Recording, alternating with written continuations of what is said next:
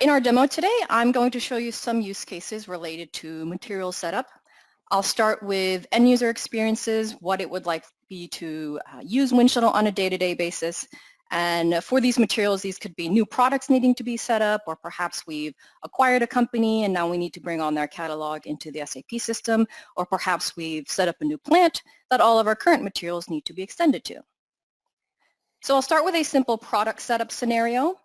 I need to create some new materials, and along with them, I need to create a couple of bills of materials for those.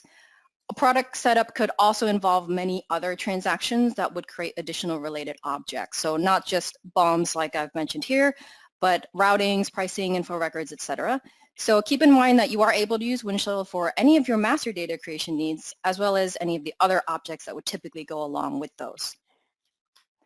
Next, I'll move on to what we call a round trip scenario. So in SAP, after you've created your master data, it rarely remains the same. You will need to make changes, updates, or fixes based on your business needs. So what I'll do is grab some live data from my SAP system so that I'll have the latest and greatest set of material information. I'll go ahead and make any changes that I need and then upload those new changes into SAP. After the end user examples, I'll show you how to create a Winshuttle template for master data updates.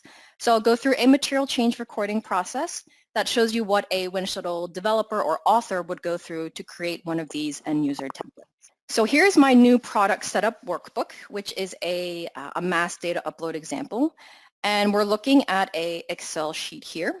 And we have all this information related to material master creation.